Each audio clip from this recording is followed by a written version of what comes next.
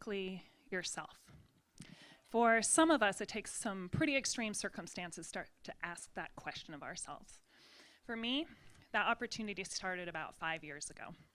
Now, prior to that time, I had a pretty solid identity. I was very high achieving, I burned the candle at about 12 ends, and I received pretty much every award imaginable for that type of behavior. I had quite successfully managed to, most of my life, bathe my nervous system in a quite toxic combination of adrenaline and cortisol.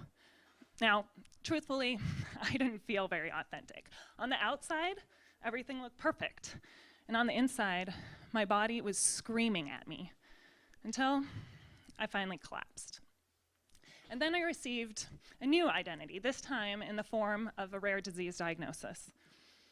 Autoimmune hepatitis, stage 3 fibrosis, an enlarged spleen, and pancytopenia. Now, my new identity became that I was broken. I remember staring at the ceiling in my room, trying to count the minutes between anxiety attacks. I wasn't even able to walk up a flight of stairs without feeling like I was going to pass out. I stand at an interesting intersection, being both a clinician and a patient. So, about a year ago, I gave myself a little anecdotal prescription, if you will, of blogging.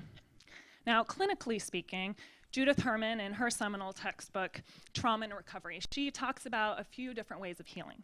One of those is reconnection, or how we use our own story to contribute to the lives of others, so that we don't feel like our trauma has been in vain, but instead we're serving. Another one is reconnecting with community, so finding ourselves in community. There's also some research on narrative, journal, and poetry therapies. Now, they're looking at how we construct a totalizing, concretized identity of ourselves, a narrative that locks us in and we feel very trapped. And what do we do to start to chip away at that, start to look under it and restory our narrative for ourselves? There's also a little bit of research on blogging, and that shows very positive health outcomes. And why? Because of these other two things, because we're making new meaning for ourselves, and we're doing that in community. So I remember sitting down to write my first blog. And I wrote on a very typical theme for those of us with life-altering medical setbacks. We live in layers and layers of paradox. So for me, I decided to look at how there's this tug of war between both feeling that I am quantitative data on a page, and I'm also having a qualitative experience of myself in my own skin.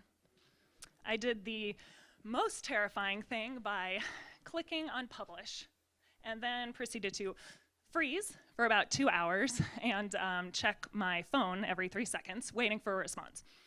And finally, that first response came. And I will never forget those very poignant words. Me too. Me too. Community. I mean, somehow through this miracle of technology and space and time, this thread, my first authentic voice reached out and touched this gentleman. And that came back in a ripple to me that said, me too. It was the most miraculous feeling. And as I committed to blogging over this past year, this ripple of relationship of giving and receiving has exponentially increased. And my sense of impact, my sense of meaning making, and my health has improved as well. So let me leave you with this. For those of us in the medical and health fields, use technology courageously, bravely, impeccably, simply, and accessibly to influence the lives of our patients. Encourage our patients to ask the question, who am I now? Not in spite of, but through this life-altering medical setback. Help them do that by finding community so that they can be seen, heard, and experienced. Maybe prescribe a blog. And lastly, never stop asking yourself this important question, both inside of your role as well as outside of it. What does it feel like to be authentically yourself?